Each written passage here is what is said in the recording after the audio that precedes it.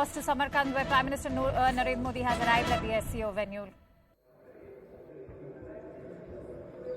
Those are the latest visuals we're bringing to you of Indian Prime Minister arriving in Samarkand at the ongoing SCO summit. As Abhishek was telling us earlier as well, it is going to be a jam-packed day for the Indian Prime Minister. Let's quickly go across to Abhishek Jha for more on this. Abhishek, those are the visuals of Indian Prime Minister arriving in Samarkand. Indeed historic, because as we all know, this is the first time it's been a complete in-person summit post-pandemic. Could you take us through what are going to be the engagements of the Indian Prime Minister today?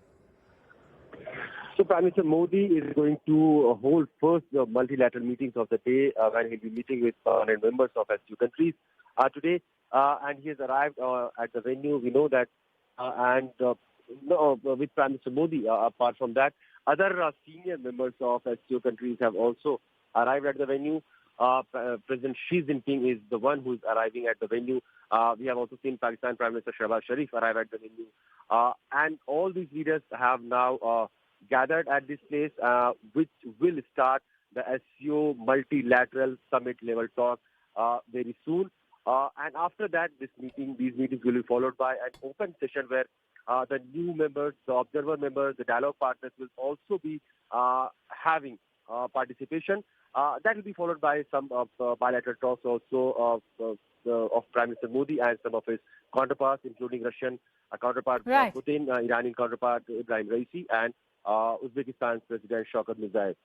Absolutely. Abhishek, also, since you mentioned the bilaterals with Russia and with Iran, all eyes are on the Russian President Putin and the Iranian President Ibrahim Raisi as well. Having said that, how crucial are going to be these two bilaterals for India? What are going to be the highlights?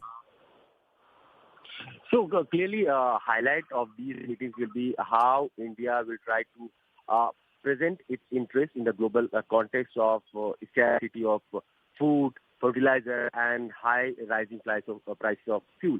So this is something that is troubling India in back home also, and to address those requirements, India has increased its oil import from Russia in the recent months.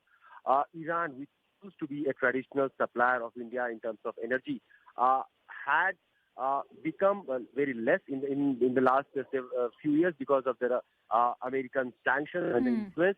But with the realigning geopolitics, we'll also have to see how India is going to protect its own interests, at the same time keeping a balance with its European and US peers. So in that context, these two meetings with the Russian president and with the Iranian president becomes very important, because how India is going to continue to have an engagement while not making it a point of criticism from the Western Bloc and the USA. Absolutely. Abhishek, also the other aspect that comes to mind when we talk about India and Iran's bilateral and the relationship that we share, as you rightly mentioned, there's of course the sanctions that Iran is facing, and that's also impacted the crude oil supply globally. But as far as the Chabahar port is concerned, India's usage of the Chabahar port has seemed to hit a roadblock. Should we expect any sort of resolution as far as that roadblock is concerned? Chabahar is one area where India has been trying to engage with not only Iran, but trying to promote this grouping also. And with the latest visual, we can see Prime Minister is now being welcomed with his president of the host country, Uzbekistan, Shavkat Mirziyoyev, at the venue. And very soon, the multilateral talks, the summit level talks will begin, where Prime Minister will also be presenting his point of view regarding not only this Asian regional grouping, but also on the important global and regional issues. Talking about those the things that concerns India, the energy crisis is something that India wants to be resolved, because India has in the past maintained that buying Russian oil was not something of its own choice, but because the demand, the need, the domestic need was there, and also under the sanctions of USA and Europe, there was clear crisis of oil which was not coming from Venezuela, which was not coming from Iran. And in that context, it wouldn't be prudent for a country of 130 crore people to buy energy at a very high prices just for the sake of certain countries' sanctions. So in that context, these meetings becomes very important. Absolutely. Stay with us, Abhishek, as I also break down the latest developments at the SCO summit for all those viewers who are just tuning in. Indian Prime Minister Narendra Modi has arrived at the SCO summit. Those are the latest visuals that we are bringing to you of Prime Minister entering the venue. A very firm handshake as Indian Prime Minister was welcomed by the Uzbekistan President Shavkat Mirziyoyev, and that was a very firm handshake.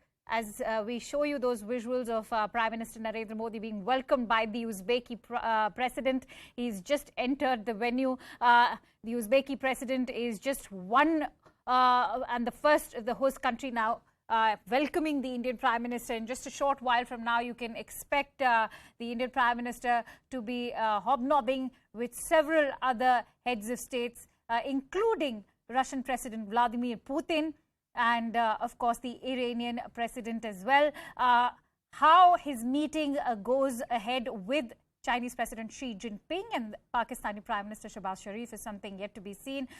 Experts have hinted at a possibility of a bilateral, but it does seem like a bleak possibility as of now. And talking of the bleak possibility, let me also discuss this further with our international affairs correspondent Abhishek Jha, who's been reporting live from Samarkand for us. Abhishek, as we were also discussing with our guests earlier, that there have been hints at a possible bilateral with China and with Pakistan. But the fact of the matter is that if one were to probe into this or delve deeper into this, this only seems like a bleak possibility, because much remains to be done on both fronts, whether it is China or Pakistan. Clearly, see that there is much speculation and growing urge also from not only between India, Pakistan or India, China, but also from the other countries in the region, so that if India, China or India, Pakistan maintains a well-coordinated or cordial relation, it will benefit the region also. So no country in this region wants to have two big neighbors having a bad relationship. But given the recent incidents that has happened along the line of actual control, and the military standoff that has followed those Galwan clashes, it looks like India and China are not at a place where they can try to present themselves as something of a normal relationship or something that has bygone. The scar of Galwan, the scar of conflict at LAC is still very much there. The militaries, heavy deployment of militaries from both sides are still there. So, and there are friction points. So in that given that situation background, it will be very uneasy for both the leaders to have a normal bilateral talk. However, an exchange of pleasantries is something that may happen because all the leaders will be sharing one stage under one roof. They'll be present.